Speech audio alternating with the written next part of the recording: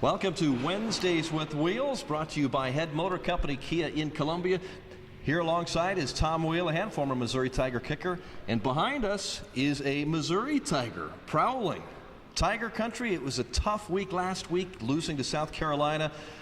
That was a painful loss. What's tough about it? Who here and even out in TV land would have thought Mizzou would have been 7-0 at this point? I thought true. 7 games all year. But the ride they put us on, and I understand why the national media doesn't attach themselves to us, because when Mizzou puts them in that situation, you got to win the next game, and so the national media is not ready to put them up there. They're 7-1. They still have destiny in their hands, Rod. They went out. They're going to the championship game. That's a big if they win out. 4 games, and they've got a couple, the first 2, Tennessee, Kentucky, very winnable. Well, Tennessee, they have a true freshman who just took off his diaper last week, starting at quarterback. So you don't think those D linemen aren't like foaming at the mouth right now? Mizzou has done well against backup quarterbacks, haven't they? They've had to play several of them so far this year. Wait, is Connor Shaw the backup quarterback last week, or is he the starter? As I said, they did well against Dylan Thompson, the backup, but not so well against the starter, Connor Shaw. The SEC is the closest to the NFL in football. It's a copycat league. You don't think Tennessee is going to throw about 45 million middle screens, because that's the only play that beat us last week, was the middle screen. That's it. Speaking of beating Mizzou last week, Andrew Baggett missed the field goal. You're a kicker. What's it like when you miss something like that? First of all, I'm an athlete. Get it first. I'm an athlete first. Soccer player too, right? A soccer player too. All right. You know what? I love the quotes from the players. There was other things during the game that we could have done, but that happened to be the last play. Sure. And you leave with the last play. When you're a fan, you make a financial commitment, and your heart is just ripped out of you. Anybody can kick it. But you know what? Kicking's a lot harder than you think, people. It's a 3-man operation. Snap, hold, kick. If one of the 3 aren't working, it's not working. So, Andrew Baggett, I'm glad you went through that mentally. We're going to need you down the road these next 4 games. You be strong. We're 7-1. Fans, go kick some rocks. Go eat some apples. I don't care. You know what? You're not doing it, so I don't care. And Tom, how about the quarterback position? You said Matty Mock is the man. He didn't have a great game, just an average game. James Franklin now throwing the ball at practice this week. He's listed as questionable. Where do the Tigers go from here at quarterback? Well, they do it questionable because they want the other team to practice, having to practice, waste practice time on James Franklin. Number 2, I don't think that's just my personal opinion. I've had a dislocated shoulder. I don't know what he has exactly, but I don't think he's coming out throwing darts. It is a good sign. He is throwing at practice right now, but if he does come back, I'd probably the last game against A&M. That's just my opinion, because you're going to need him down the road as well, possibly, maybe to hand the ball off.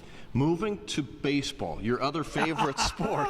World Series Game 6 tonight. Baby. I think you said something about Red Sox in 6. Go check the tape. I said Red Sox.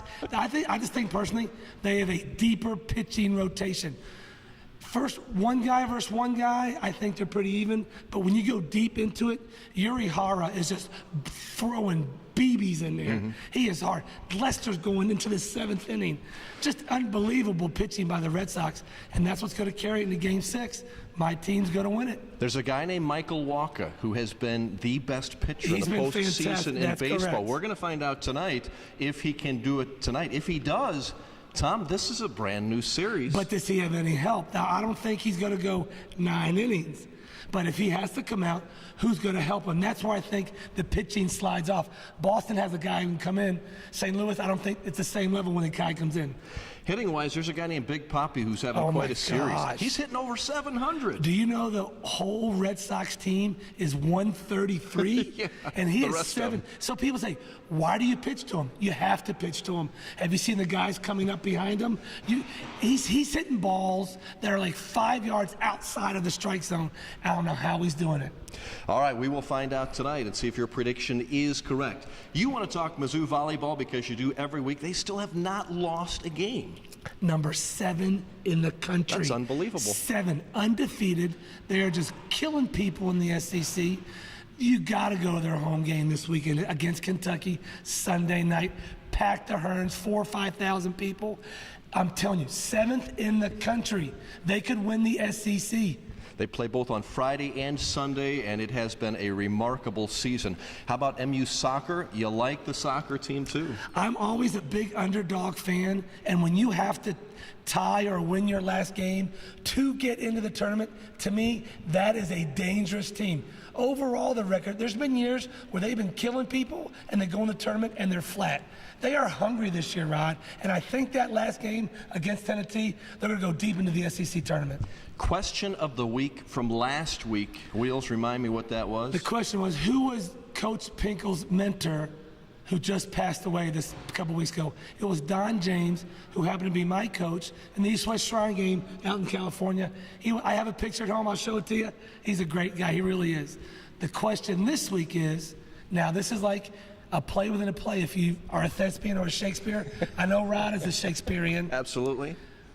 How many points does the Tennessee defense give away each game on the road, average over the whole year? I've heard that somewhere before. So if you were listening to this show, you should know the answer to that.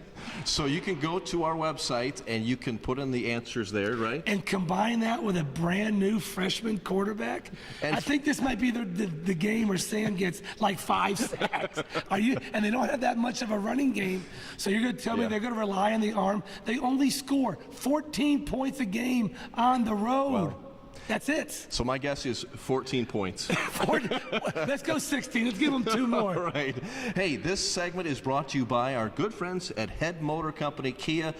They always have a good deal, right, Tom? They got their brand new 2014s, and they are slick. Go down and see Stuart and Steve. I tell you what, tell them Tom sent you. Tell them Red Sox #1. They knock off another $200. I think they like the Cardinals down there at Head Motor Company, but that's all right. Tom, thanks a lot. Have a great week. We'll see you next time.